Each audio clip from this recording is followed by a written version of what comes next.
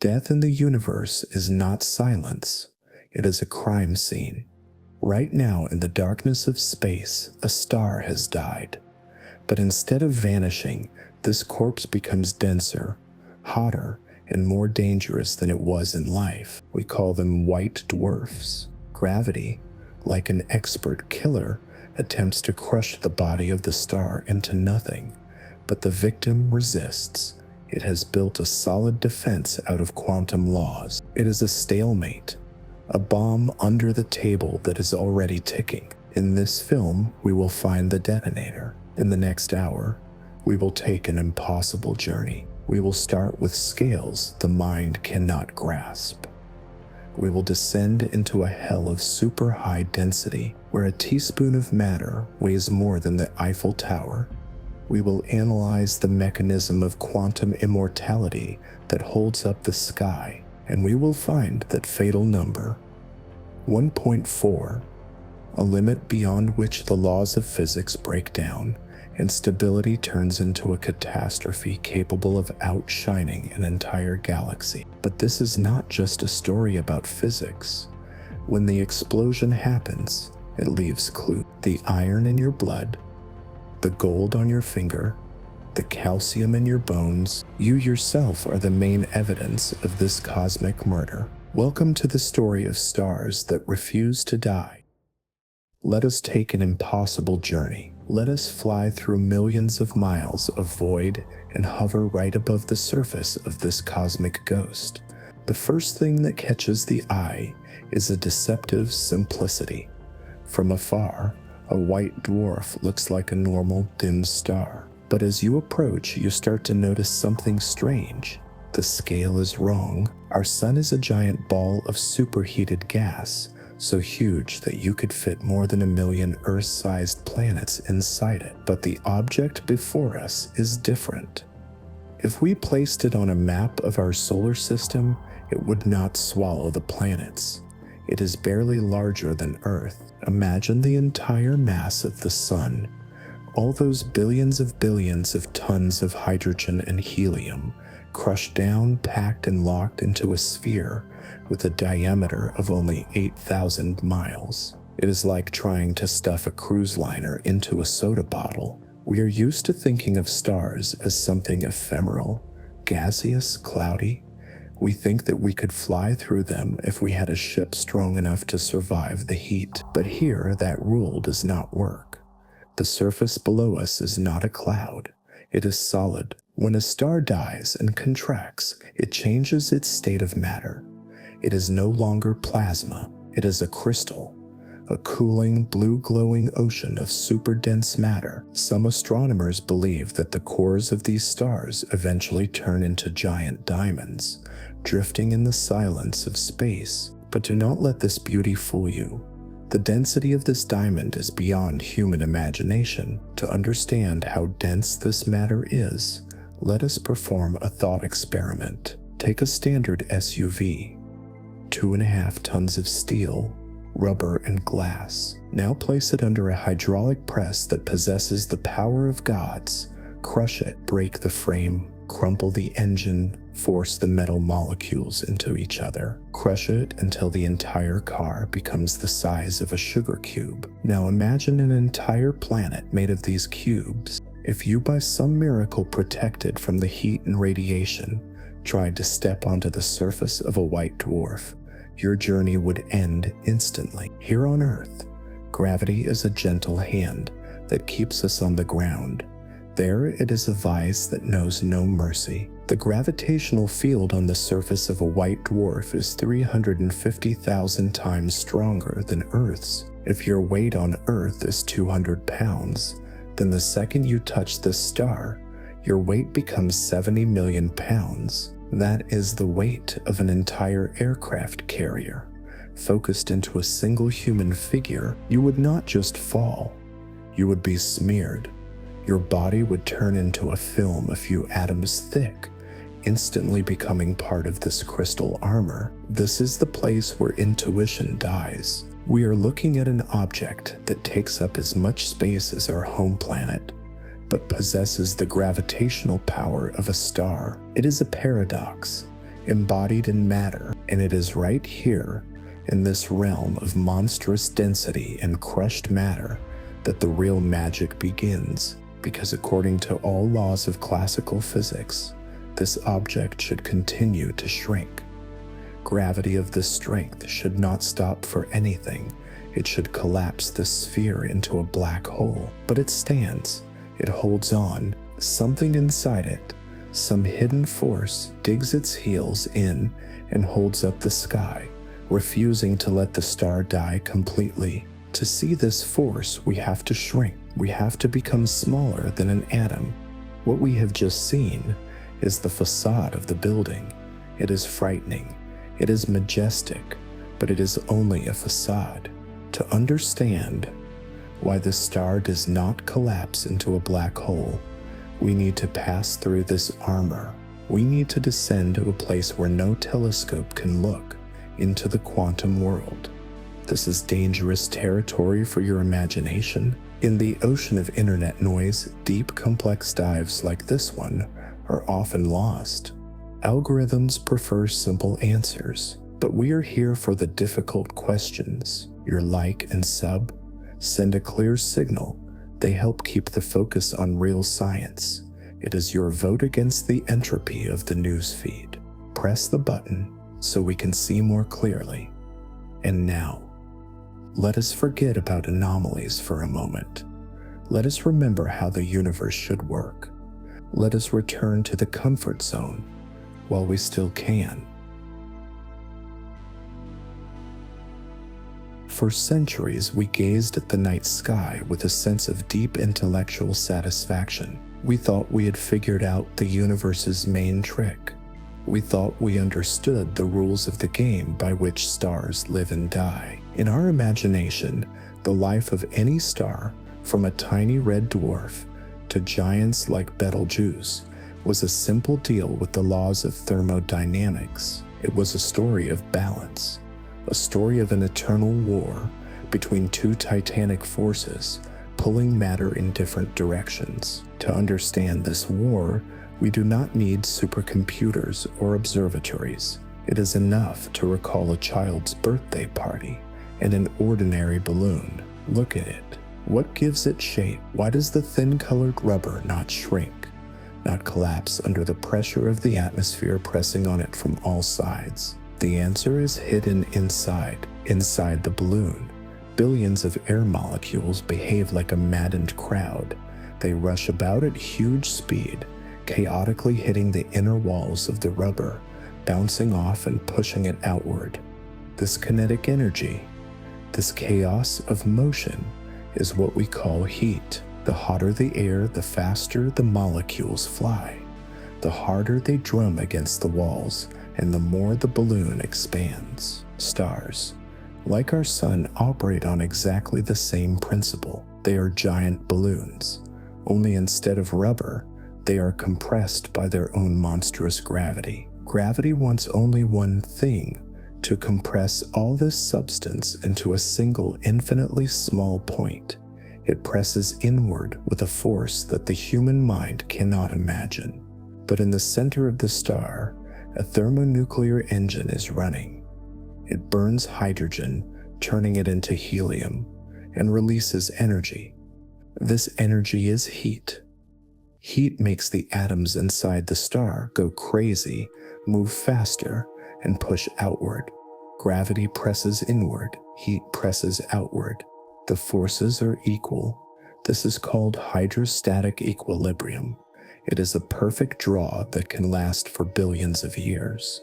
As long as the fire burns in the furnace, as long as the atoms dance from the heat, the star lives. It was stable. It was understandable. This was our comfort zone. We believed the equation was solved. We derived what seemed to us a simple, unbreakable law. The pressure of a gas depends on its temperature. If you remove the heat, the pressure disappears. If the pressure disappears, gravity wins. There are no other options.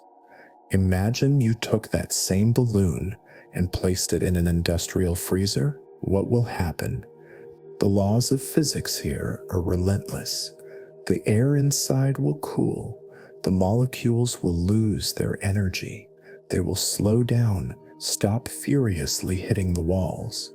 Internal pressure will drop, and the external atmosphere will simply crush the balloon. It will shrivel, deflate, and turn into a lifeless rag on the floor of the chamber. This is logic.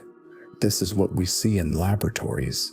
This is what we expected to see in space when a star runs out of fuel. When the nuclear reactor stops, the supply of heat ceases.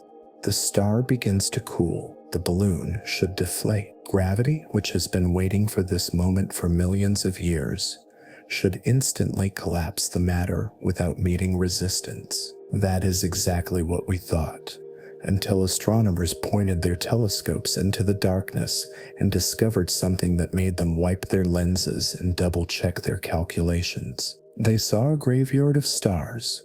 They saw objects that we named White Dwarfs, and these objects violated every rule we had so diligently written. Before us was a star where the fire had long since gone out. There is no fuel. Thermonuclear fusion has stopped. The core temperature is falling. Heat is escaping into space like steam from cooling tea. By the logic of our balloon, this star should have collapsed into nothing. It should have compressed until it turned into a black hole, or simply a cloud of cold debris. But that did not happen. Instead of turning into a shriveled rag, our cosmic balloon behaved unexplainably. It shrank to a certain size, roughly the size of planet Earth, and suddenly stopped. Imagine you open that same freezer, expecting to see a deflated balloon, but instead, you find a perfectly round sphere. You touch it, and it is not soft. It is solid. It is harder than steel, harder than granite, harder than diamond. The air inside cooled, but the balloon did not deflate. It turned into a cannonball. This was the moment when classical physics hit a dead end. We were looking at an object that had lost its energy source. There is no heat to create pressure. The atoms inside it should be sluggish and slow, but something is holding them up. The White Dwarf's gravity is still here. It has not gone anywhere. It presses on every square inch of surface with the force of millions of tons. It is trying to crush this star, but the star does not yield. It takes the hit without fire, without heat, without energy. It looked like magic. It is as if you removed the supports of a bridge, but the bridge remained hanging in the air, ignoring Earth's pull, or as if the roof of a skyscraper continued to hang over the foundation, even though all the walls and columns between them had vanished. Where does this force come from? If the thermal motion of atoms has ceased, what exactly is resisting gravity? What is playing the role of invisible columns holding up the sky of a dead star? Scientists were faced with a fact. There is some other kind of pressure. Pressure that does not depend on temperature. Pressure that requires no fuel. A force that sleeps inside matter and wakes up only when everything else has already died. This was not just ignorance. It was a fundamental contradiction. Our model of the universe was built on the idea that matter is simply mass that reacts to heat, but the White Dwarf showed us that matter hides a secret. We were looking at a cold balloon that was stronger than a hot one, and to solve this riddle, we had to admit our old maps are wrong. Newtonian physics, the thermodynamics of gases, all this works perfectly for steam engines and balloons. But for dead stars, it is not enough. We needed to go deeper. We needed to leave the level of planets and stars for a level smaller than an atom. We had to open the door to a world where common sense stops working and particles behave as if they possess character and will. In this world, we will find the answer. But this answer will turn out to be even stranger than the riddle itself. It turns out that the stability of a white dwarf is held not by force, but by a prohibition, by a cosmic rule that looks more like a social phobia than a law of nature. To understand why a dead star refuses to obey gravity's order to die, we need to take a trip. We need to leave the familiar, cozy world of big objects.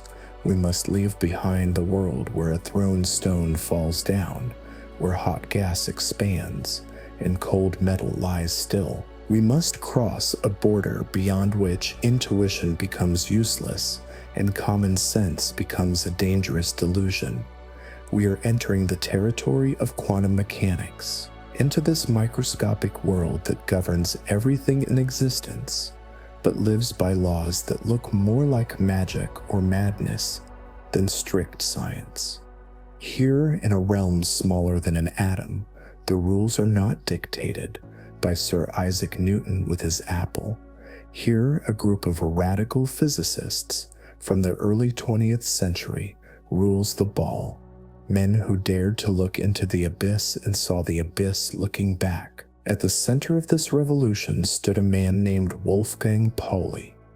He was not just a scientist, he was a critic, a destroyer of theories, a man with a mind so sharp that colleagues were afraid to show him their work. But it was his uncompromising nature that allowed us to understand the true character of matter.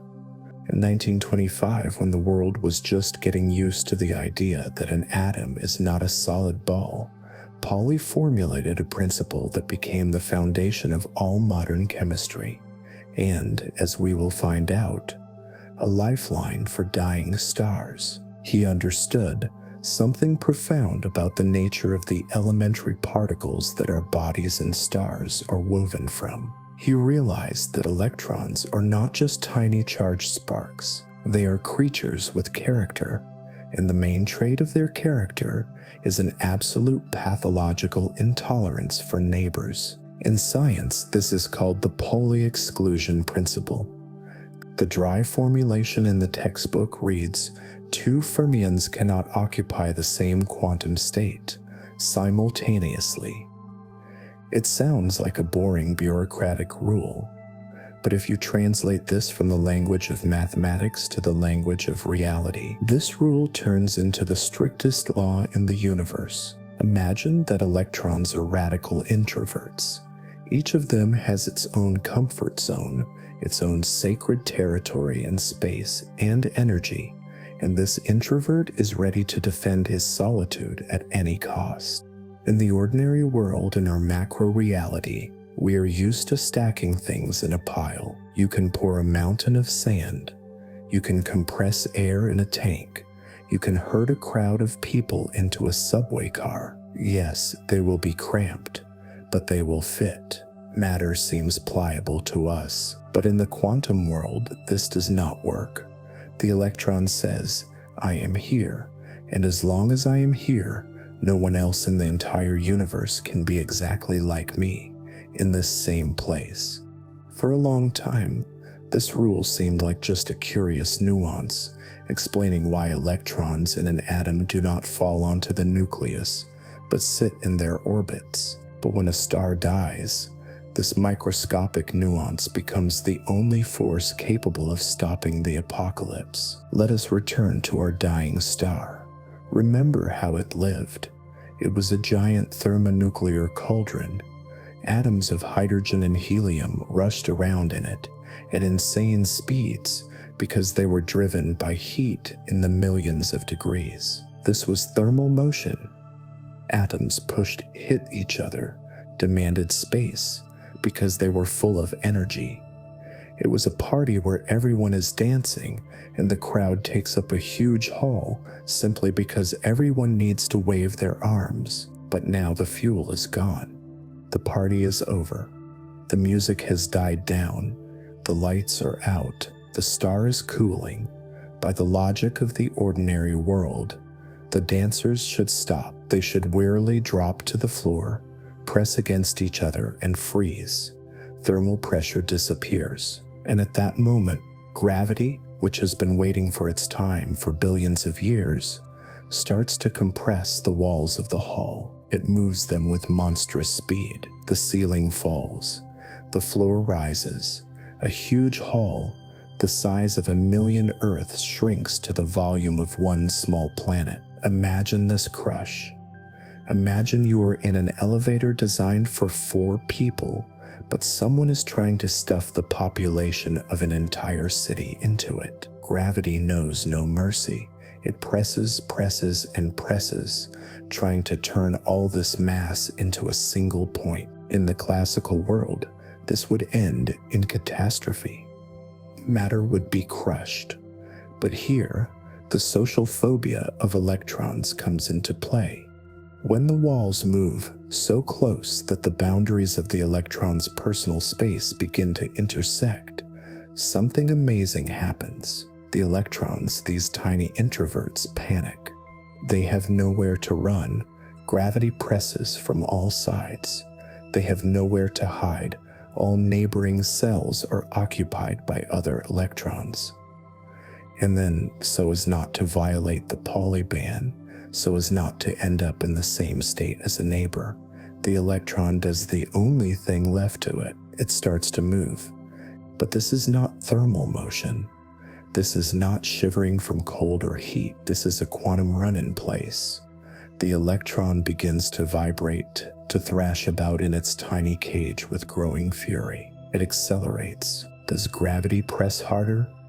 The electron moves even faster. Do you compress its space by half, yes or no? It increases its energy 4-fold, just to push apart the walls of its prison.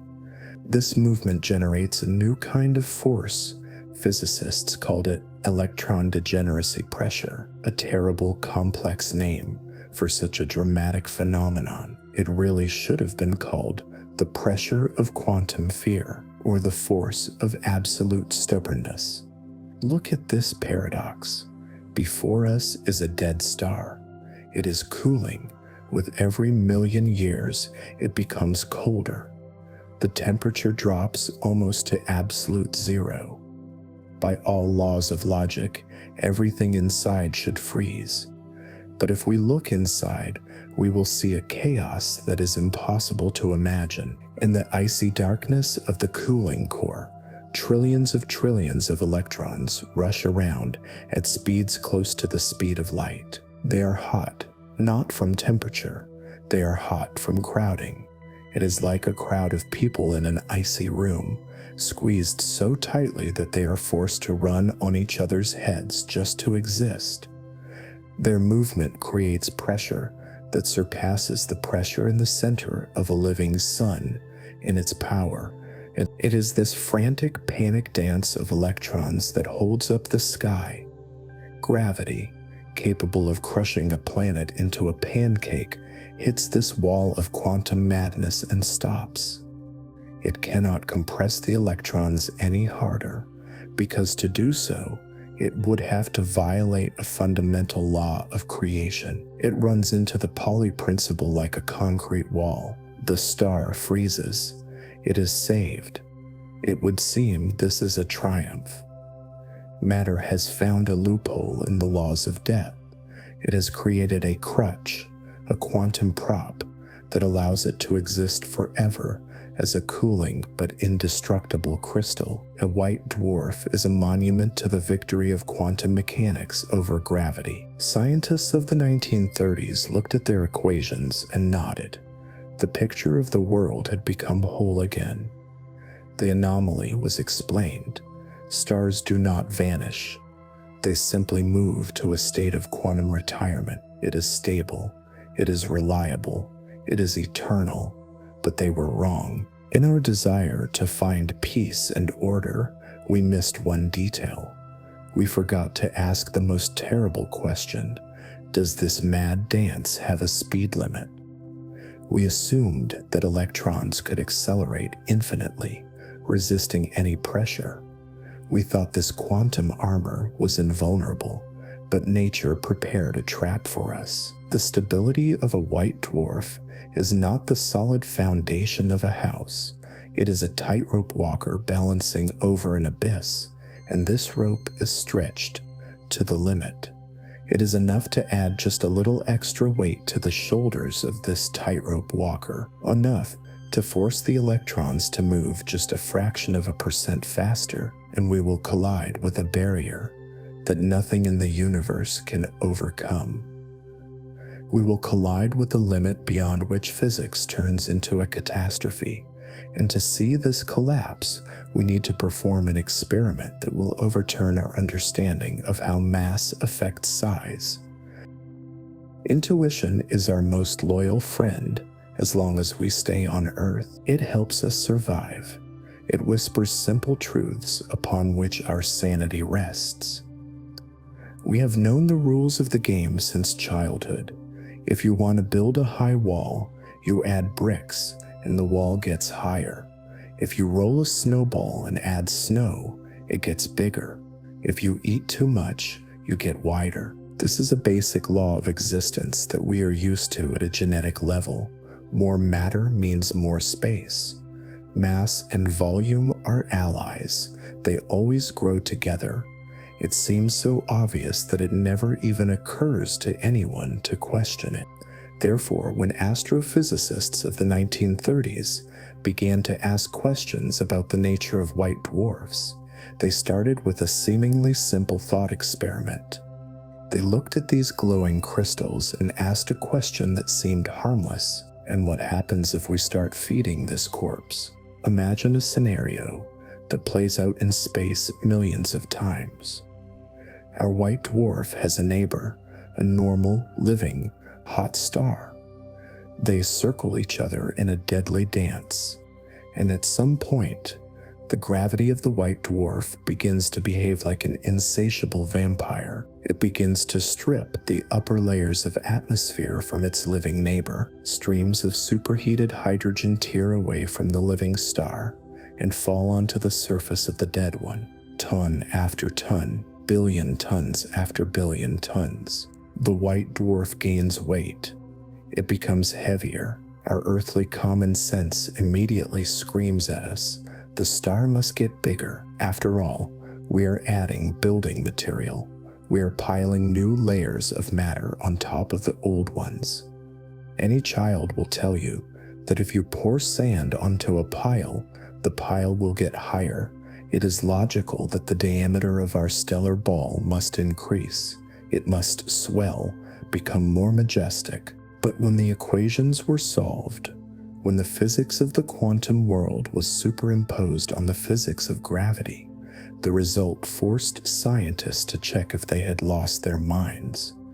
They recalculated the numbers again and again, hoping to find an error, because the answer was absurd. Mathematics showed something insane. It said, the more mass you add to a white dwarf, the smaller it becomes. Let me repeat that. Pause and realize this fact, because it contradicts all your life experience. If you feed this star with matter, it will not swell, it will shrink. A heavy white dwarf is smaller than a light one. If you take a star with the mass of the sun, it will be the size of Earth. But if you start pouring matter onto it and increase its mass by 1.5 times, it will not grow. It will shrink to the size of Mars, and if you continue to pour, it will become the size of the moon. How is this possible? Why did nature suddenly decide to work in reverse? Why does adding material lead to the disappearance of space? It sounds like a cruel joke. The more you build, the smaller your house becomes. To understand this absurdity, we need to return to our construction metaphor, but look at it from a different angle. Imagine that you are building a tower, but instead of solid bricks, you are using very soft down pillows. You place one pillow on the floor. It lies fluffy and large. You place a second one on top. The bottom one sags a little, but the tower grows. This is the normal world, but now imagine that gravity in your room is not constant. Imagine that every new pillow you bring into the room increases the force of attraction in the entire house. You place the 10th pillow. Gravity becomes stronger. The weight of the upper pillows begins to ruthlessly press on the lower ones. But that is not all. The lower pillows themselves now weigh more, because gravity has increased. In the case of a white dwarf, the pillows are not down. They are a quantum spring created by the panic of electrons. It is incredibly stiff, but it is not infinitely hard. When you throw a new portion of gas onto the surface of the star, you do something terrible. You do not just add mass, you strengthen the gravitational grip itself. The gravitational field, this invisible constrictor, begins to squeeze the core of the star with a new, doubled, tripled fury. In an ordinary brick wall, the brick is solid by itself. It will hold. But in a white dwarf, the very concept of solidity depends on how much space the electrons have. And here a catastrophe of balance occurs. Gravity compresses the star so tightly that the electrons are forced to make room. Their personal comfort zone, their sacred empty space, begins to shrink. To compensate for this, to withstand this monstrous pressure and not violate the Pauli exclusion principle, the electrons must move faster. They need less space, but more speed. And in the end, we get the paradox of compression. You place a new layer of matter on top, but the entire structure sags downward, deeper than the thickness of that layer. You add another 1,000,000 tons. The star inhales even deeper into itself.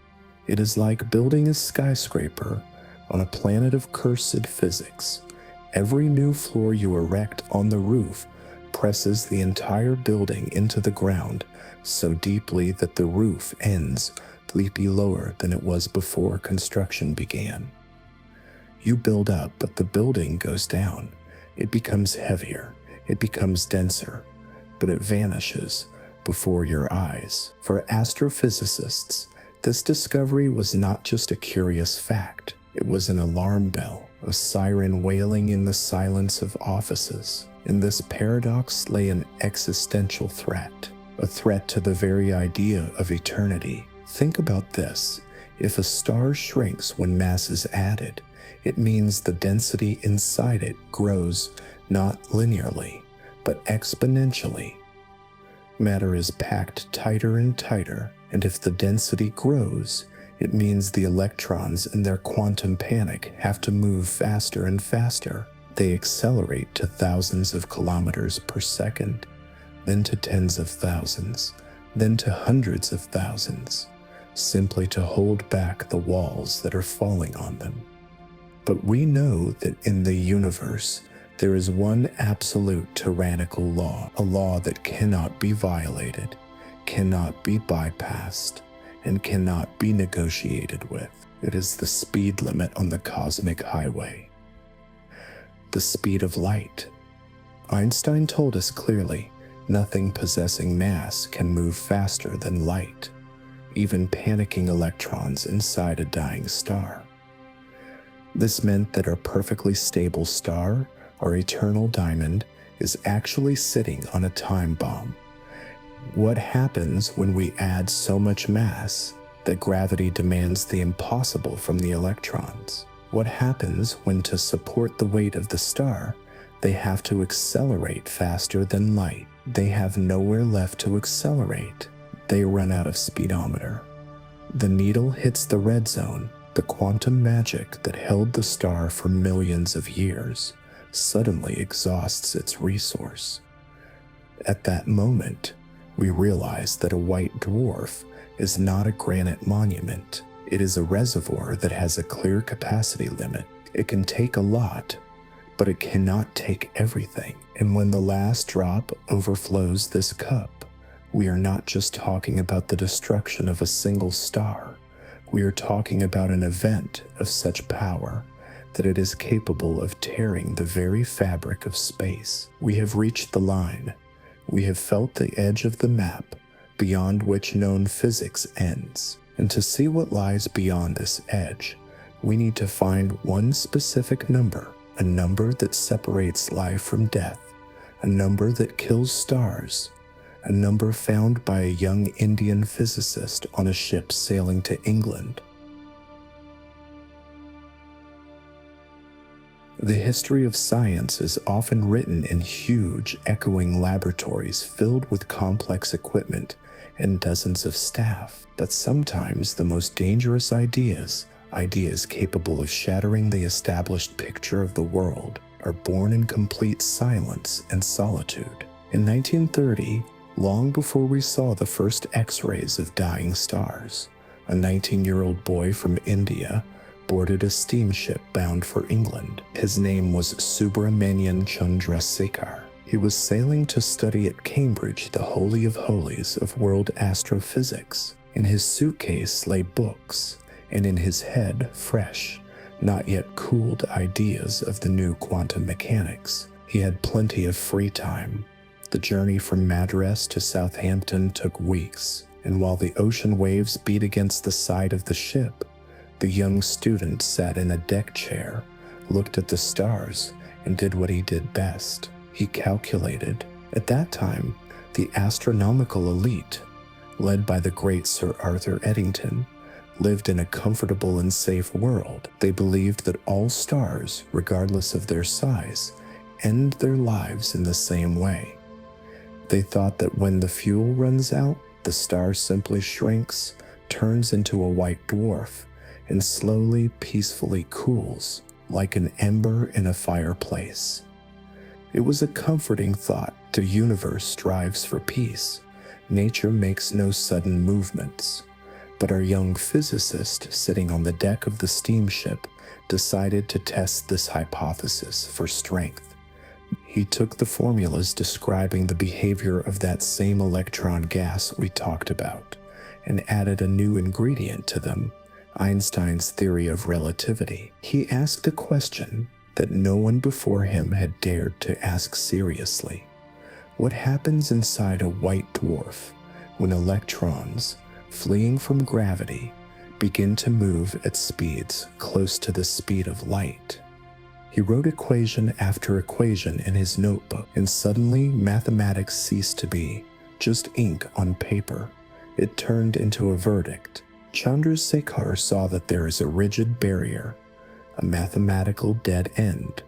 His calculations showed that the saving quantum pressure that keeps the star from collapsing has a limit. One specific number fell out of his equation. Not a vague range, not approximately, but a precise cold constant, 1.4 solar masses. At first, this number seems like just a set of digits, but in the context of astrophysics, this was a discovery comparable to finding a mine under the foundation of your house. The young man realized that this number is a universal cosmic switch. If the mass of the core of a dying star is less than 1.4 solar masses, then quantum mechanics wins. The electrons cope with the pressure. The star becomes a white dwarf, freezes, and lives forever. This is the scenario we knew. But if the mass of the core exceeds 1.4 by even a fraction of a percent, the equations broke. Mathematics said that at such a mass, gravity becomes so strong that for electrons to resist it, they need to move faster than the speed of light. But Einstein forbids this, and since electrons cannot violate the law of the speed of light, they give up. The quantum armor vanishes. Resistance drops to zero. For a star, this does not mean a slow fading. It means an instant, catastrophic death. Imagine you are walking on a bridge. Before the bridge hangs a sign, maximum load 1.4 tons. In our ordinary world, such signs are recommendations with a safety margin. If a car weighing 1.5 tons drives onto the bridge, it will creak, bend, but hold. Engineers always leave a margin, but this quantum bridge is built differently. It is a bridge built on the absolute laws of physics. There is no safety margin here. If a load weighing 1.39 tons drives onto this bridge, it stands firm as a rock. It can stand like that for billions of years. But if you place just one more brick on top, and the total weight becomes 1.41, the bridge will not just crack, it will disappear. It will evaporate from under your feet. The student looked at his notes and understood what he had found. He had found the number that kills. This discovery was terrifying. It meant that there are objects in the universe that have no safe retirement. Stars that are too heavy for the quantum world or doomed to total destruction. They must fall into themselves, collapse into a point, disappear from our reality, leaving behind only a gravitational scar, a black hole, or tear themselves to pieces in a thermonuclear frenzy. When Chandrasekhar arrived in England and presented his findings, the scientific community was in shock. The great Eddington publicly ridiculed him. He declared, "There should be a law of nature to prevent a star from behaving in this absurd way." Eddington refused to believe in 1.4. He refused to believe that nature could be so cruel. He defended the old cozy universe where stars do not collapse into nothing. But you can argue with people. You can argue with philosophy. You cannot argue with mathematics. The number 14 was reality. It was an invisible weight control installed at every intersection of the galaxy, and every star approaching the end of its life had to undergo this weighing. White stars received a pass to eternity in the form of white dwarfs. Heavy ones were sentenced to execution, but the most interesting drama unfolds not when a star is born heavy. The most interesting thing happens when a star thinks it is safe. Imagine a white dwarf that weighs 1.2 solar masses. It is stable, it is dead, it is happy, but it has a neighbor, and this dwarf starts stealing matter. It eats, knowing no measure. It gains weight. 1.25, 1.30, 1.35. It feels fine. No signs of trouble. The bridge stands firm. The quantum armor takes the hit, but it is nearing a number it cannot cross. It doesn't know this. Every new gulp of gas brings it closer to a trigger, one that will not just kill it, but turn it into one of the brightest flashes in the universe. We call this moment the Chandrasekhar Limit. But for the star, it is the moment when physics stops being a shield and becomes an executioner. So, the stage is set. In the center is a dead crystalline star, a white dwarf. Next to it is its living, unsuspecting companion, and between them is an invisible river of gas. It looks like a cosmic waltz, but in reality it is a crime. The dead star behaves like a parasite. Its gravity strips hydrogen from the neighbor, swirls it into a giant, shining disk, and slowly consumes it. The vampire feeds. Mass grows. With every stolen ton of hydrogen, the white dwarf gets closer to the fatal threshold, to the number 1.4. Imagine a water tank with a float that shuts the tap when the tank is full. This is a safety mechanism. Normal stars have this too. If the nuclear reaction inside the sun suddenly speeds up and releases too much heat, the sun simply expands. The gas swells, cools down, and the reaction slows. It is a perfect thermostat. The star knows how to let off steam. It knows how to cool itself. But a white dwarf is not gas. It is degenerate matter. It is a quantum crystal. We remember that it is held up not by heat, but by crowding. And here lies its fatal flaw. The white dwarf has a broken thermostat. When the mass approaches the limit, the pressure in the center becomes unbearable. The temperature starts to crawl up. 1,000,000 degrees, 10 million, 100 million. In a normal star, this heat would force the gas to expand.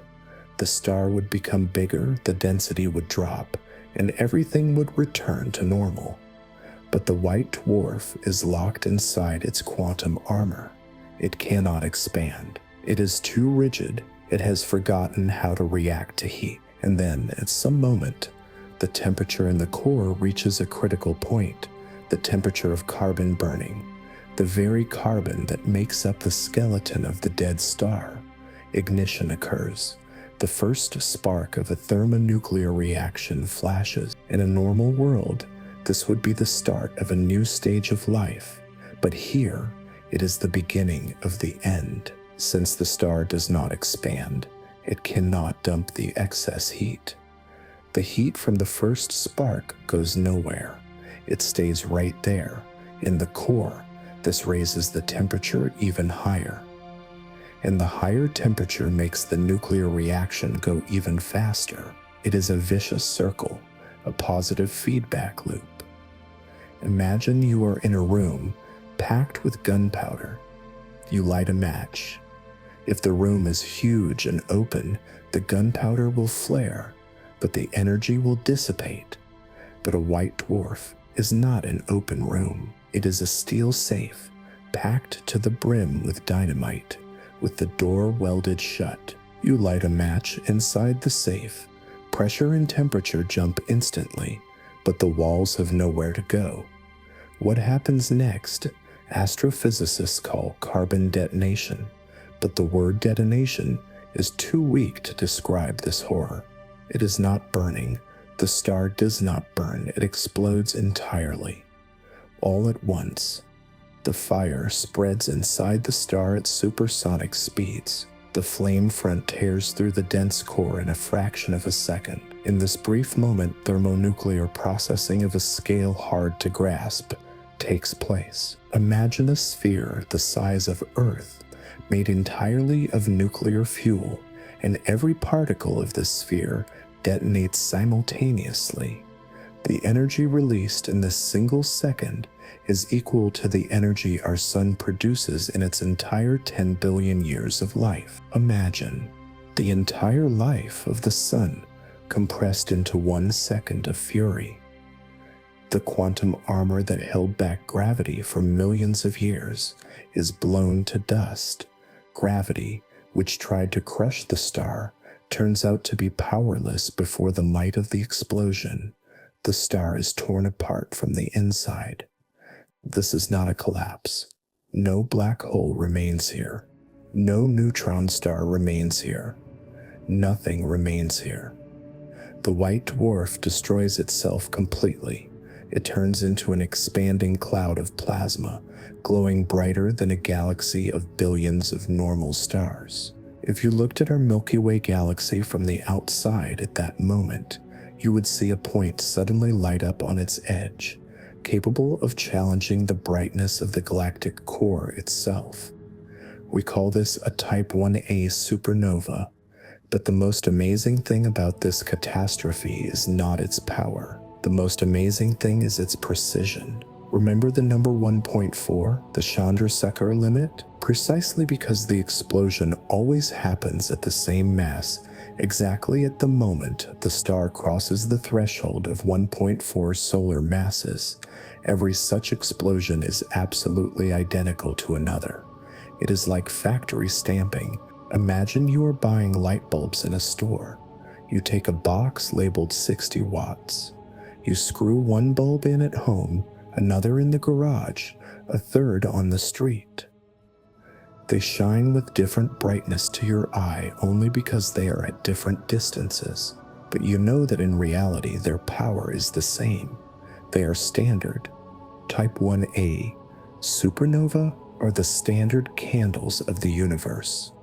Nature created a mechanism that always detonates the exact same amount of explosives, 1.4 solar masses, with the same chemical filling, which means the flash always has the same true power. This discovery turned a terrible catastrophe into humanity's most important tool. Before, we looked into space and did not understand. Is this star dim because it is small, or because it is far away? We were blind. We had no ruler to measure the depth of space, but now when we see this specific explosion, the death of a white dwarf, we know for sure this is a 60-watt bulb. And if it seems like a dim spark to us, it means it is at an incredible distance. The stubborn signal of death became our beacon. We learned to read this signal. We learned to see not tragedy in this flash, but data. And when we used these dead stars as milestones to mark the map of the universe, they told us a story we were not ready to hear. They told us that our home is not just huge, it is becoming bigger with every second, and something unknown is tearing it apart. But that is a story for another film. For now, we need to ask one last question. Where does all that matter go? The matter that just exploded. Where did the atoms of the white dwarf vanish to? The answer to this question is right before your eyes. Look at your hand. Look at the ring on your finger. Taste the blood in your mouth if you bite your lip. You are looking at the ash of dead stars. We're used to trusting our eyes. When we look at the night sky, we see points of light. Some are bright, some are dim. It seems to us that we are seeing reality itself. But astrophysics teaches us one important lesson. What we see is only a shadow.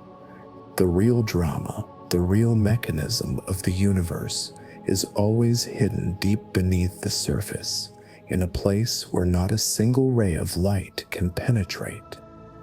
And now, to understand how nature's most perfect bomb works, we need to stop looking at the shining shell of the star. We need to get inside, into the very heart of darkness, to the place where physics is preparing its loudest performance.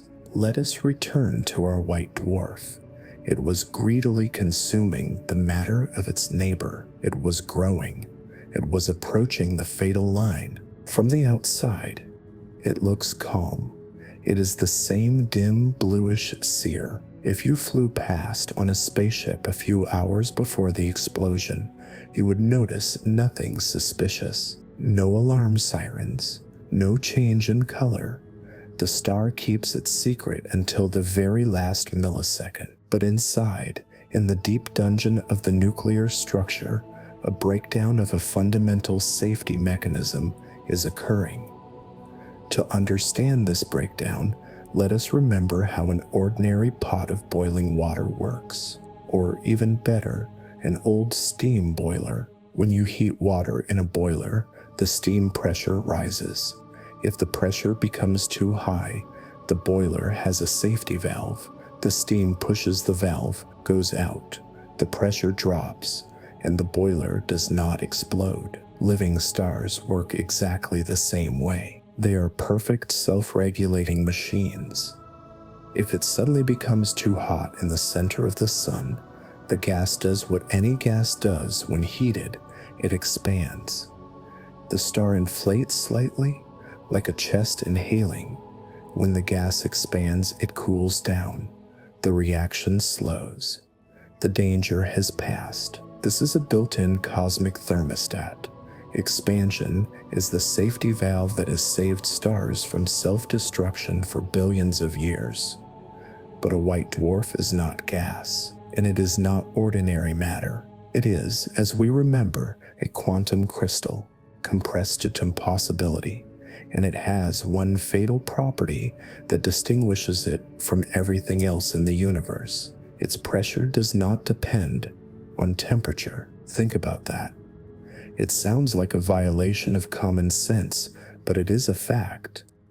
The quantum armor created by electrons is so rigid that it absolutely does not care whether it is cold or hot inside. Pressure depends only on density. This means that a white dwarf has no safety valve. Its thermostat is broken. Worse, it is welded shut. Imagine a boiler made of impenetrable titanium, with all the vents sealed, and you light a fire under it.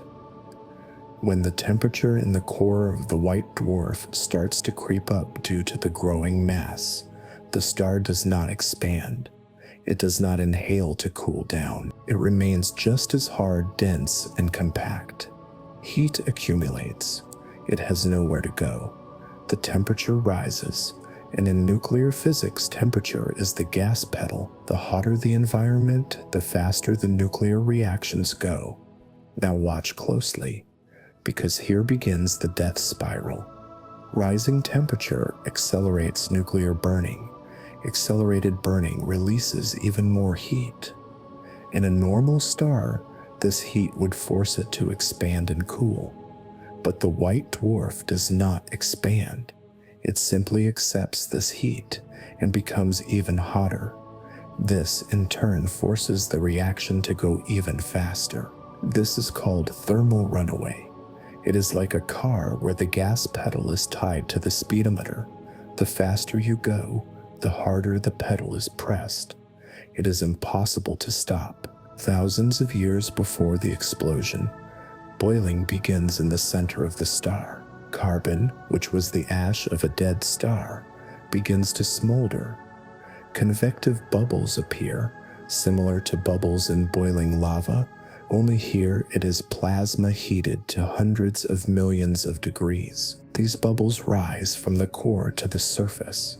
But the star still holds on.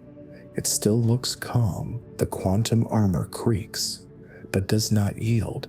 And then comes the moment of truth, the moment when local smoldering turns into a global fire. Somewhere in the depths, at one random point, the temperature exceeds the critical threshold. The carbon ignites. In an ordinary forest, a fire spreads from tree to tree. It is a slow process. The fire eats the forest. But inside a white dwarf, something else happens. Physicists argue about the details, but most agree on one scenario. What is born is what we call a detonation wave. This is not just fire. It is a shock wall of pure energy. First, the flame moves slower than sound. This is called deflagration.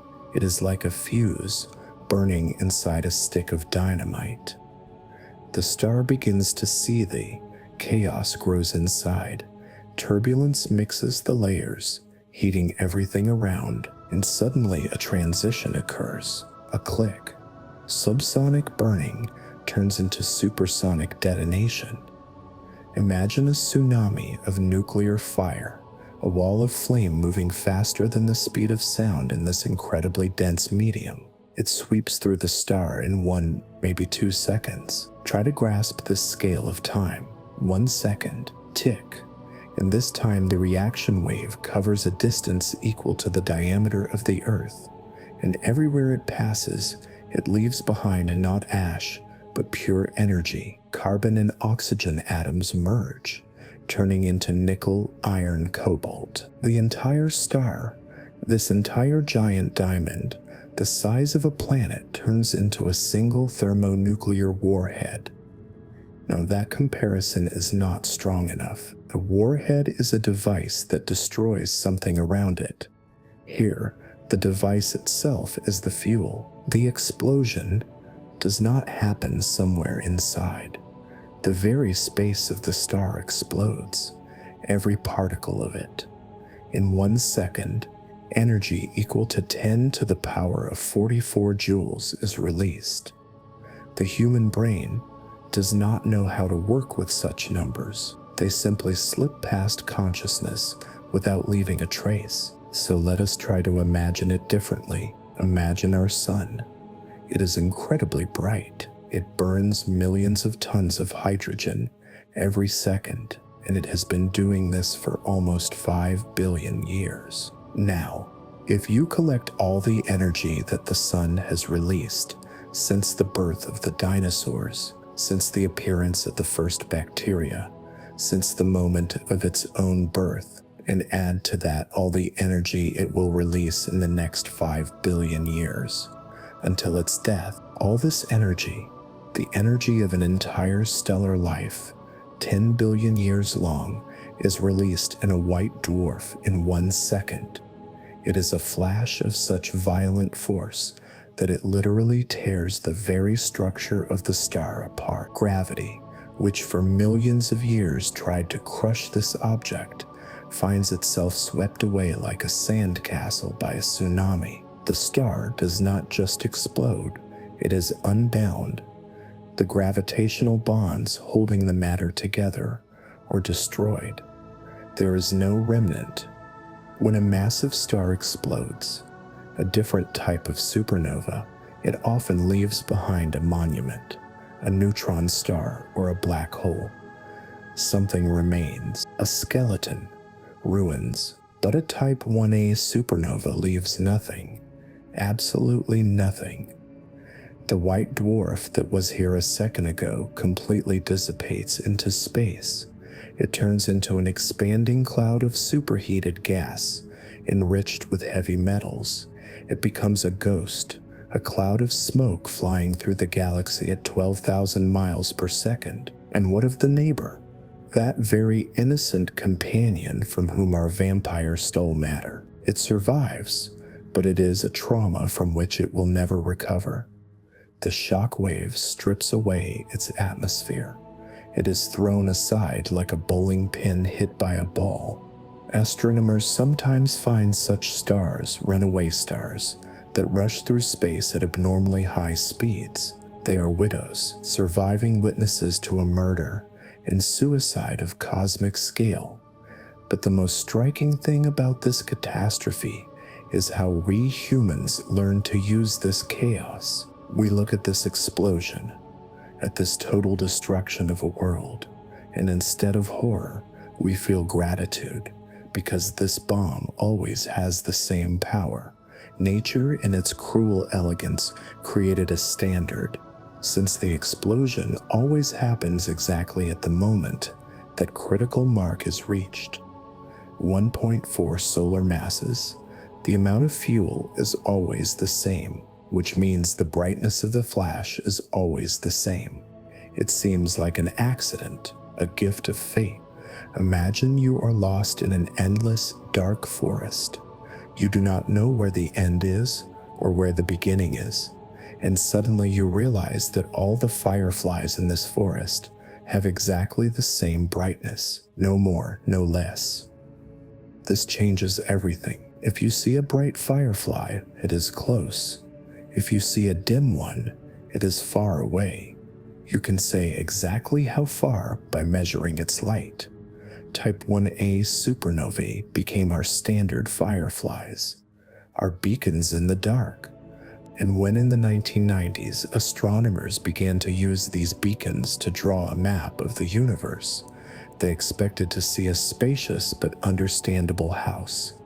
They thought these explosions would help them measure the walls of our cosmic prison, but the light of dead stars illuminated, not walls. It illuminated an endless labyrinth that to our horror continues to grow. These explosions told us a story that turned cosmology upside down. It turned out that we live in a world that is not just expanding, it is flying apart. And we learned this only because dead stars know how to explode with such frightening precision. They died so that we could see. We are a species obsessed with measurement. From the moment the first human picked up a stick, we have been trying to measure the world around us. We measure land in steps, time in seconds, weight in stones. We need to know where our home ends and where alien territory begins. Measurement is our way of control. But when we raised our eyes to the stars, we faced a problem that seemed unsolvable. We had no ruler.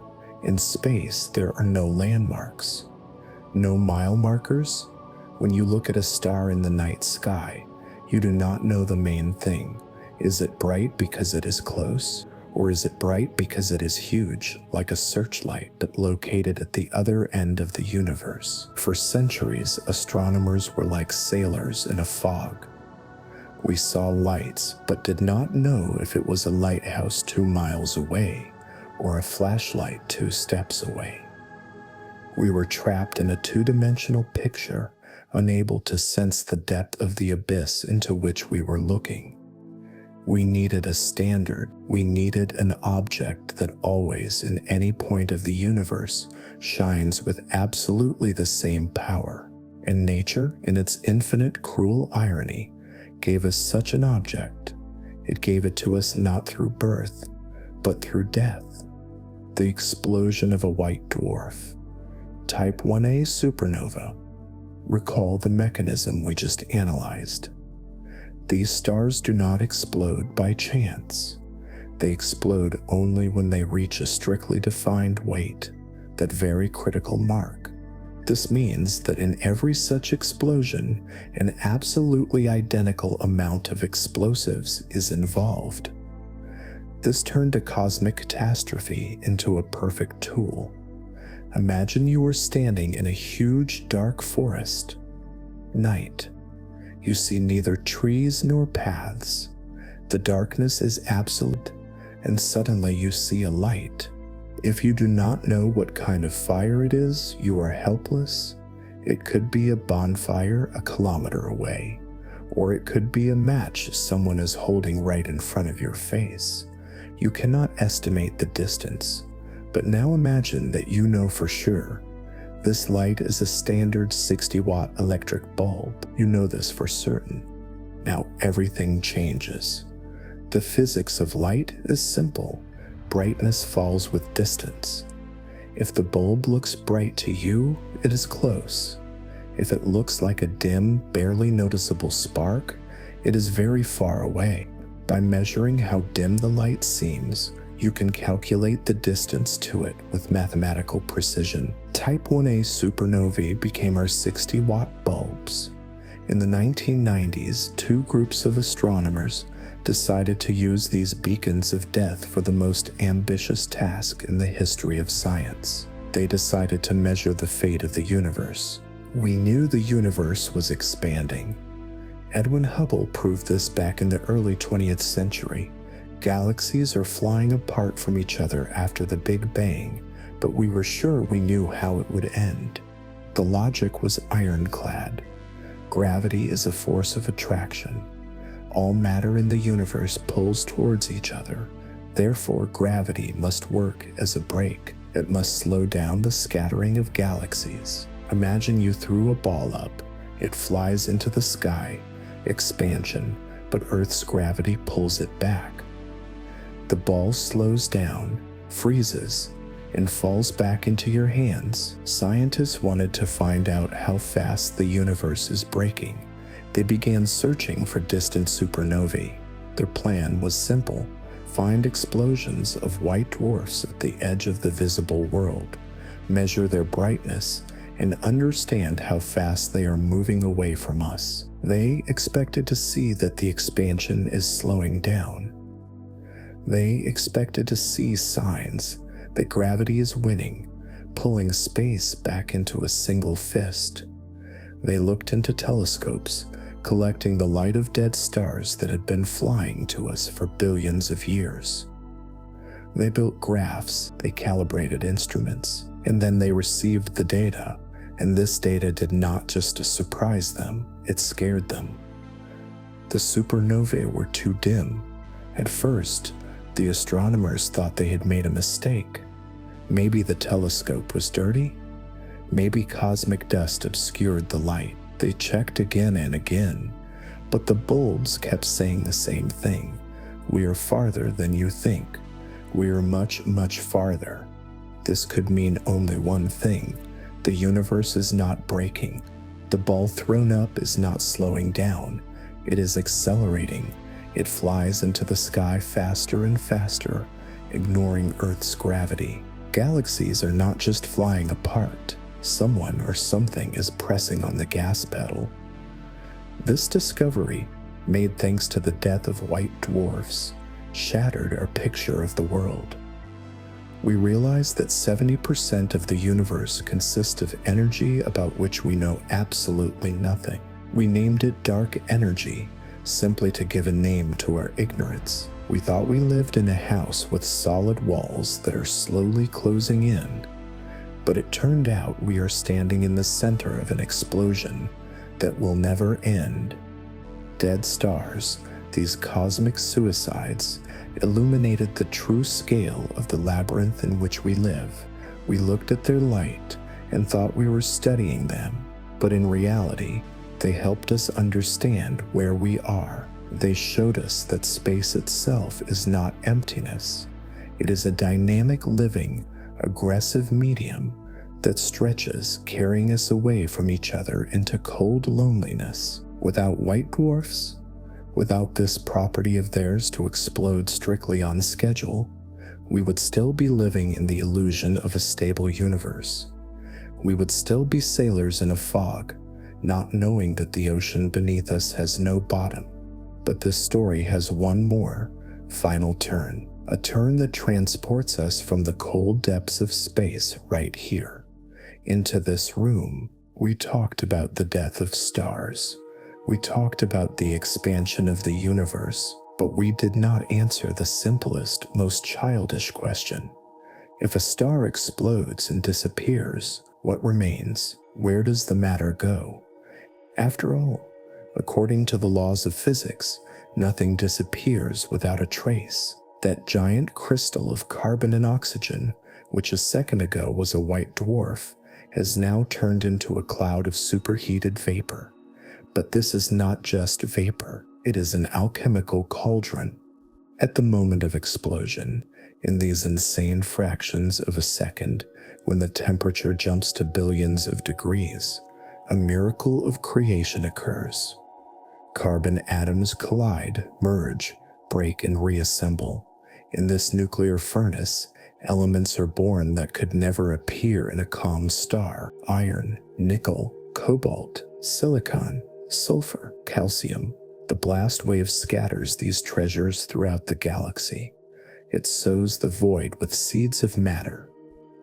This cloud flies through space for millions of years, mixes with other clouds, cools, condenses, and one day, billions of years later, a new star forms from this dust, and new planets around it. Look at your hand right now. Look at the skin, at the veins, the iron in your hemoglobin that makes your blood red, the calcium in your bones that allows you to stand upright, the oxygen that fills your lungs with every breath. All these atoms did not exist at the beginning of time. The Big Bang created only hydrogen and helium, boring, sterile gas. Every atom heavier than helium in your body was forged in the center of a star. But not just a star. The most important elements, iron, calcium, manganese, require such extreme temperatures for their creation that are possible only at the moment of catastrophe. They were created in that very second when a white dwarf violated the critical limit and tore itself apart. We are a graveyard of stars. We are what remains after the greatest explosions in history. We are nuclear ash that has gained consciousness. Is this a frightening thought? Perhaps, but there is a strange, cold beauty in it. We often seek a connection with the cosmos. We look at horoscopes, look for signs of fate in the movement of planets. But the strongest connection is not in astrological charts. It is written in the periodic table of our bodies.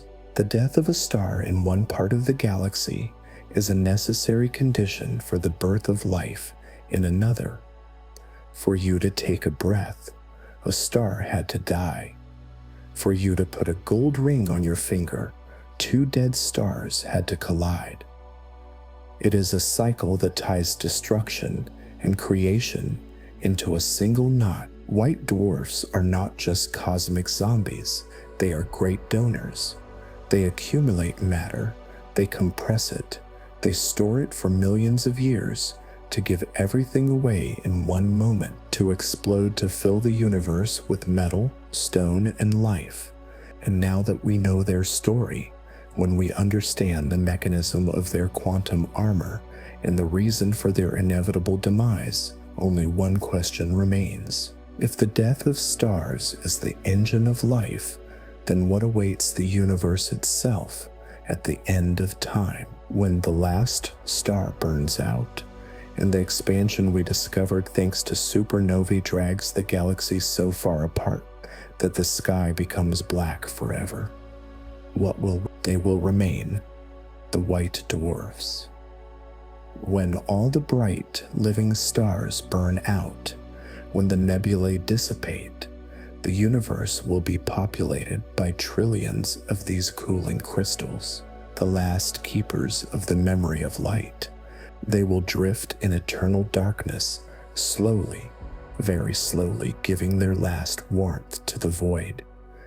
They are the future of our world, silent eternal monuments to the epoch of stars. And perhaps in this distant cold darkness, around one of the last white dwarfs, a planet assembled from the dust of long-dead worlds will orbit, and someone standing on its surface will look at the dim blue disk in the sky and ask, why does it not die? And the story will begin again. We have just passed through the wilds of quantum mechanics.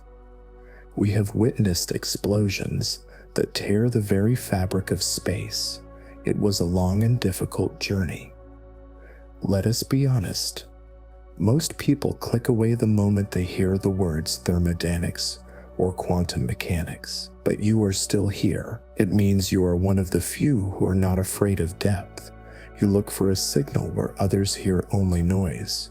Channels like ours are rare beacons for thinking people in an ocean of entertainment, and for this beacon to continue shining, it needs fuel. Your subscription, your like, is the only currency that matters here. It is your way of saying, I am listening, keep digging. Press the button now if you want to stay with us on this expedition. Thank you. And now, let us turn the telescope 180 degrees. We have looked at the death of stars. Now let us look at ourselves, and let us ask the question, what does this cosmic ash have to do with your life? We have spent the last hour looking into the abyss. We have seen stars that refuse to die. We have seen gravity capable of crushing a planet into a pea.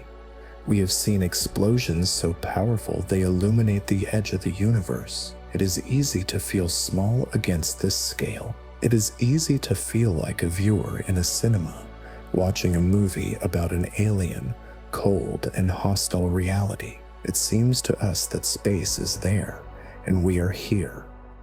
That between our warm, soft skin and this nuclear fire, there is no connection. But this is the greatest illusion of our perception. The truth is that we are not spectators. We do not just look at the screen. We are made of the same material as the movie. To understand this, we need to take a final journey. Not millions of light years out, but inward. We need to look in the mirror, but not with a normal gaze, but with the eyes of a physicist who sees the history of every atom. Look at your hand right now. Make a fist. Feel the solidity of the bones under the skin. Feel the pulse in your wrist. Have you ever wondered where this matter came from? In school, we are told that the universe began with the Big Bang, but the Big Bang was a stingy creator. In its primordial fire, it created only two elements, hydrogen and helium, and a tiny pinch of lithium. Imagine a universe consisting only of hydrogen. It would be a sterile, boring gas. You cannot build bones from hydrogen. You cannot create blood from helium. You cannot make a brain capable of asking questions from gas. If the story ended at the Big Bang, we would not be here. Life would be impossible. So where did the calcium in your teeth come from? The iron that paints your blood red? The carbon that holds together every molecule of your DNA?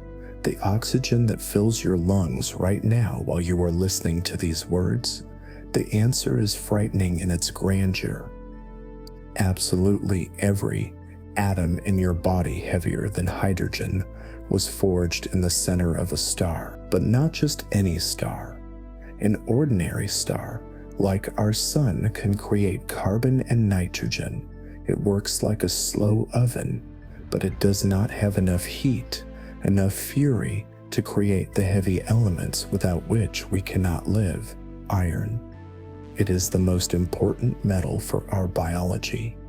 It is iron that allows our blood to capture oxygen and carry it to cells. Without iron, we would suffocate in an atmosphere of pure oxygen. Where did it come from? It was born in that very moment we described in the previous chapter. In that instant when the white dwarf passed the point of no return. When a star explodes as a Type Ia supernova, the temperature jumps to such insane values that time accelerates. What would take the calm universe eons happens in a fraction of a second. Atoms crash into each other with such force that they merge, forming new nuclei: radioactive nickel, cobalt, and finally, stable iron. The explosion of a white dwarf is the galaxy's main foundry.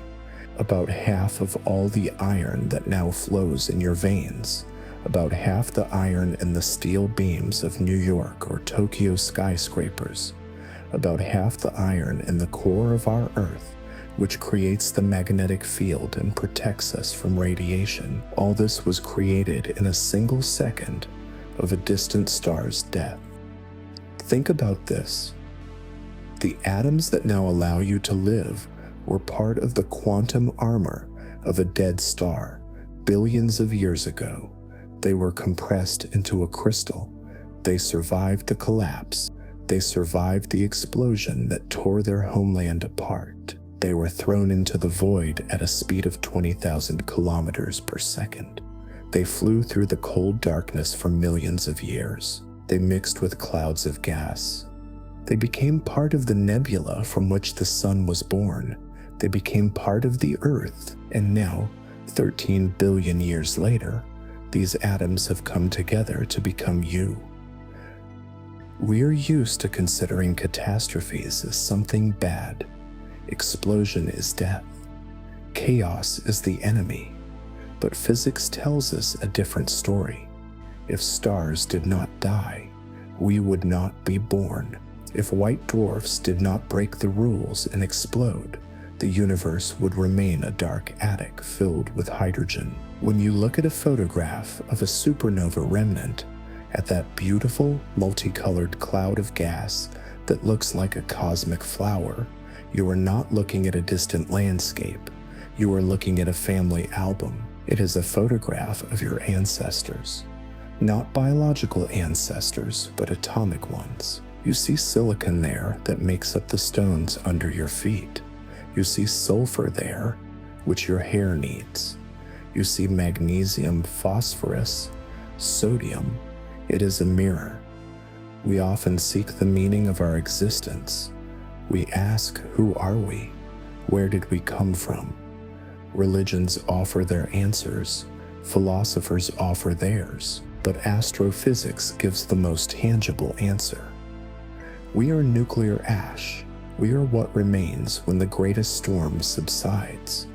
We are the universe's way of knowing itself, using matter that has passed through hell, and this changes everything. It changes how you look at the night sky. Stars stop being cold lights. They become kin. They die so that we can live. This sounds like a poetic metaphor, but it is a strict scientific fact. Your body is a museum of cosmic history. In your left hand there may be atoms of one star, and in the right, atoms of another that exploded at the other end of the galaxy.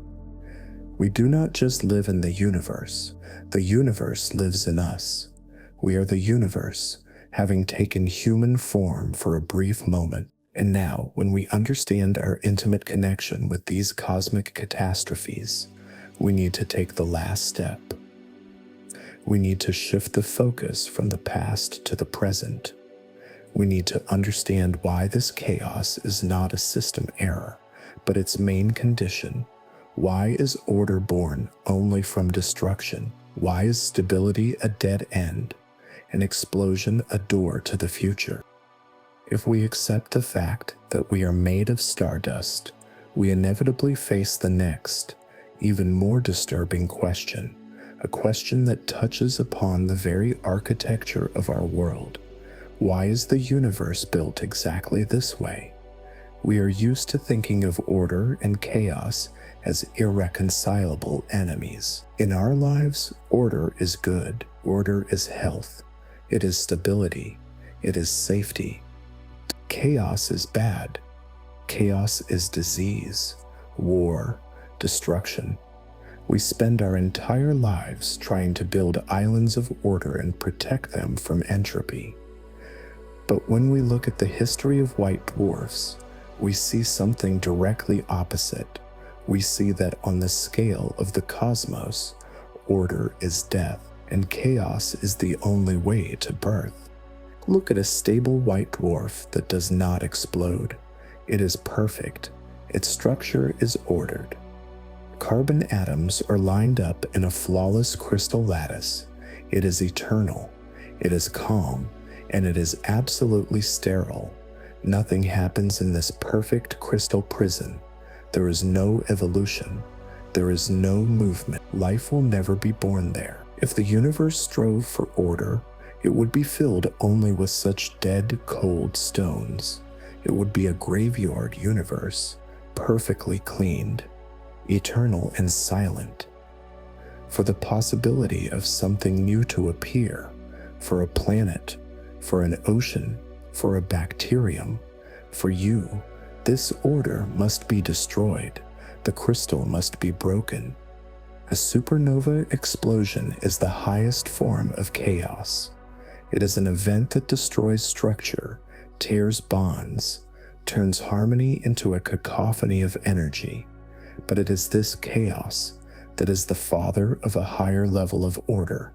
This forces us to rethink the very concept of destruction. We are often afraid of change. We are afraid when our plans crumble, when the familiar way of life breaks.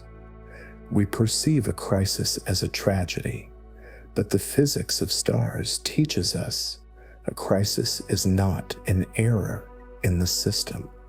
It is the system. Without the crisis of 1.4 solar masses, without this critical violation of stability, matter would remain trapped in the trap of simplicity. Carbon would remain just carbon. It would never become iron. It would never become silicon. Think about this. All complex things in the universe are products of catastrophes.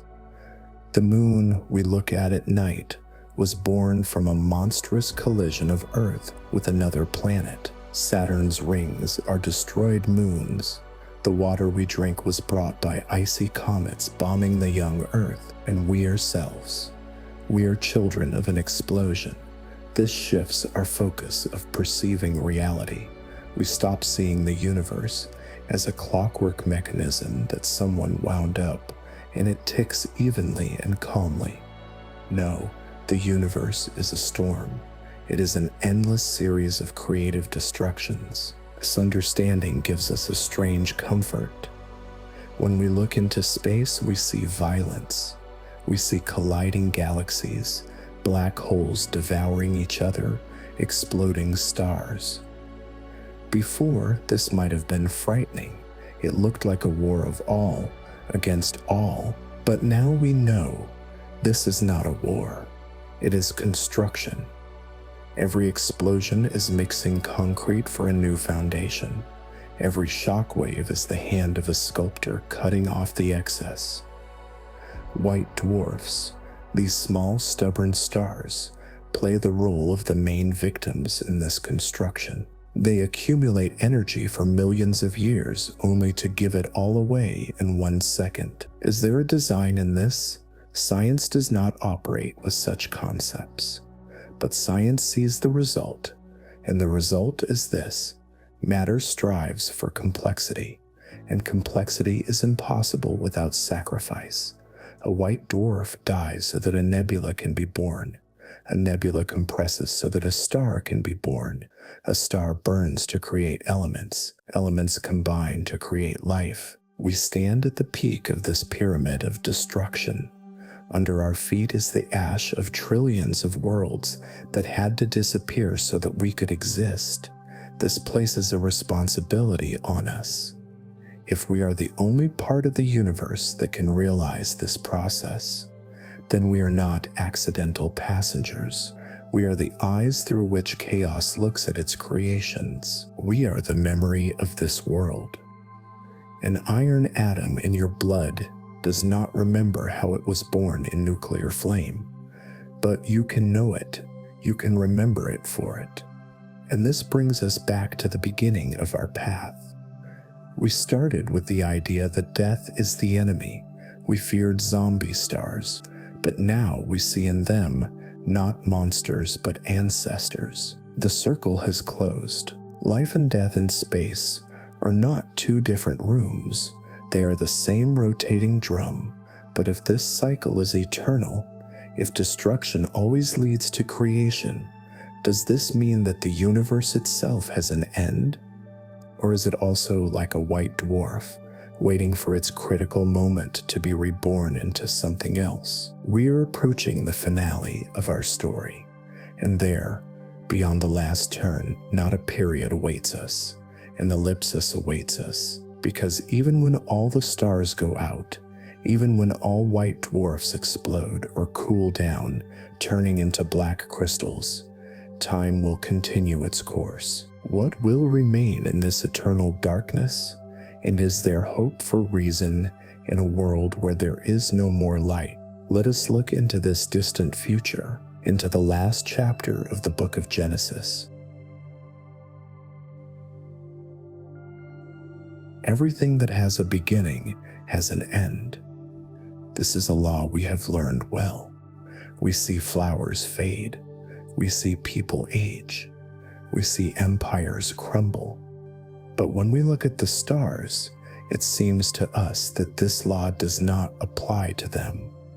The night sky looks eternal. The constellations that Egyptian pharaohs looked at shine upon us today with the same intensity. It seems to us that the universe is an endless festival of light, but this is an illusion of the moment.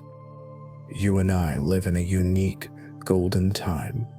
Astrophysicists call this the stelliferous era, the era of stars. It is a short, bright instant in the biography of the cosmos, when galaxies are full of gas and new suns ignite every day. But the fuel tank is not bottomless. If we fast forward time, not by thousands, not by millions, but by trillions of years, we will see a very different sky. One day the last nebula will condense. The last atom of free hydrogen will fall into a gravitational funnel, and the last new star will ignite. After that, the universe will slowly begin to sink into twilight. The most massive stars, blue giants, will burn out quickly and explode. Medium stars, like the sun, will swell and shed their shells, and the smallest ones, red dwarfs, will smolder for a long time. But even they will one day exhaust their resource. The lights will begin to go out one by one, galaxy by galaxy, and when this great light fades, when space becomes black, cold and empty, who will remain in this eternal night? Only they will remain, the white dwarfs. Trillions and trillions of small cooling crystals, the graveyard of the universe. But if you look closely, this is not just a graveyard, it is an archive. Imagine a huge library after closing time. The lights are out. The readers have left. Silence stands in the halls, but the knowledge has not gone anywhere. It is written in the books standing on the shelves. White dwarfs are the books in which the history of light is written. Inside each of them, in this incredibly dense quantum matter, the thermal energy of long-dead stars is locked away. They will shine in the dark for a very long time. Their light will be dim, ghostly, barely noticeable in the infrared range, but it will be the only light that remains. This will be a strange time. Astronomers call it the degenerate era. Imagine a civilization that arises in this distant future. Perhaps a planet will remain around one of these white dwarfs. The inhabitants of this world have never seen the starry sky we are used to. For them, the universe is endless darkness in which rare, barely warm embers drift. For these creatures, the white dwarf will not be just a star, it will be a deity, the only source of heat in absolute cold. They will huddle against it, build their cities under its dim rays, collect every photon of energy. They will know that their time is limited because a white dwarf does not generate energy. It simply gives away what it accumulated billions of years ago. It is cooling down. This will be the slowest death in history. A white dwarf will cool for quadrillions of years. Gradually, it will change color from white to yellow, then to red, then to a dim maroon. And finally, the moment will come when the last photon leaves its surface. The star will become a black dwarf. This is a theoretical object. There is not a single black dwarf in the universe right now, because the universe is too young. It simply has not had enough time. 13 billion years is not enough for a white dwarf to cool completely. But in the future, they will be everywhere. Invisible cold crystals drifting in the void, monuments to the fact that life was once here. It seems like this is the most depressing picture one could paint. The total victory of entropy, heat, death, the end of history. But physics, as always, leaves us a loophole, a small door of hope. Even in this cold, dead future, white dwarfs can play their last, most dramatic role. Do you remember that fatal number? 2 black dwarfs, 2 invisible crystals, can collide in the darkness. Or their gravitational dance can bring them close enough that they merge. And then, in the middle of absolute dead blackness, where nothing has happened for billions of years, a supernova will suddenly flare up. It will not be just an explosion. It will be a cry of defiance. The flash will illuminate the void for millions of light years around. It will throw new portions of iron, carbon, and oxygen into space. It will heat the cold gas. Perhaps this heat will be enough to start the process anew. Perhaps in this last firework, a spark of something new can be born. We do not know. Our equations lose precision when we look that far. But the very fact that matter is capable of storing energy for so long, the very fact that a dead star can wait 1 trillion years to explode and repay its debt to the universe, suggests strange thoughts. It looks like a plan. Not a plan of some architect with a beard, but a plan built into the very structure of atoms. A plan that states, energy must not vanish without a trace. It must be passed on. White dwarfs are the batteries of eternity. They guarantee that even when the night seems endless, the universe always has one more match in reserve. But why? Why does the universe fight so desperately to conserve energy? Why does it build these complex mechanisms, stars, supernovae, quantum crystals, if the final result is still the same cold and silence? Why resist entropy if it is inevitable? And here we come to the most important paradox. A paradox that concerns not stars, but you and me, because we are the most complex, the most stubborn, and the most illogical form of resistance to entropy that the cosmos has ever created. Entropy is the cruelest dictator in the universe. It has only one rule, and it knows no exceptions. Everything that is assembled must be disassembled, Everything that is hot must cool down. Everything that is ordered must turn into chaos. This is the law that governs everything. Leave a cup of hot coffee on the table, and it will cool. Leave a castle for 1,000 years, and it will turn into a pile of stones. Leave a galaxy for 1,000,000,000,000 years, and it will turn into a cold fog.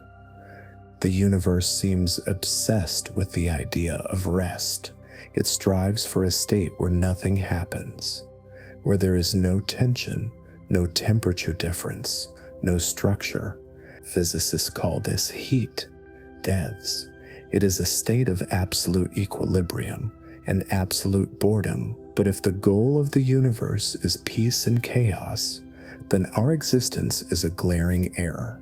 Look at yourself. Look at the complexity of your eye, which right now captures this light and turns it into images. Look at the architecture of your brain, where billions of neurons create a symphony of consciousness.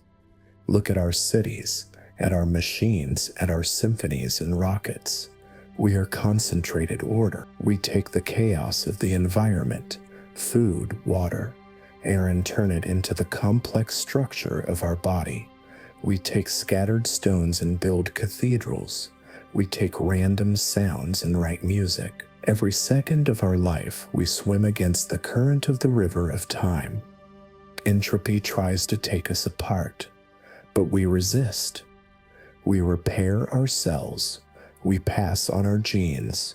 We fight to preserve information. We are a riot of matter against the laws of physics, and in this we are surprisingly similar to white dwarfs. Remember how they are built. A white dwarf is a star that refused to collapse. Gravity wanted to destroy its structure, crush it into a point, but the star put up a shield of quantum laws. It said no. It preserved its form, its order, and its energy against all odds. Perhaps this is not a coincidence. Perhaps between dead stars and living humans, there is a deep, secret connection. Think about this. Why does the universe need us? Why would a soulless mechanism that simply grinds energy create an observer? There is a theory that sounds almost like religion, but is based on pure thermodynamics. It states that life is the most efficient way to accelerate entropy. We burn energy faster than stones. We live brightly. We consume. We change the world around us. But there is another view, a view that gives hope. Perhaps the universe creates complexity not to destroy it, but to preserve it. White dwarfs store thermal energy.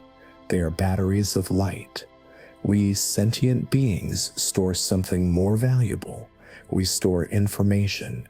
We store meaning. In a world where everything strives for oblivion, we are the only creatures that build libraries. We are the only ones who try to remember the past and design the future. We are the universe's memory of itself. And if we look at this globally, we see an amazing picture. Stars die, explode, scatter their atoms to create us. And we, standing on our feet, look at the sky and begin to understand how stars work. The circle closes. Matter wakes up. At the beginning of time, the universe was simple, hot, and stupid.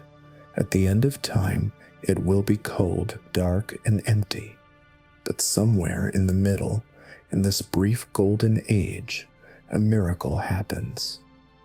Matter organizes itself into white dwarfs to preserve energy, and matter organizes itself into humans to gain reason. You and I are not accidental mold on the surface of a rock.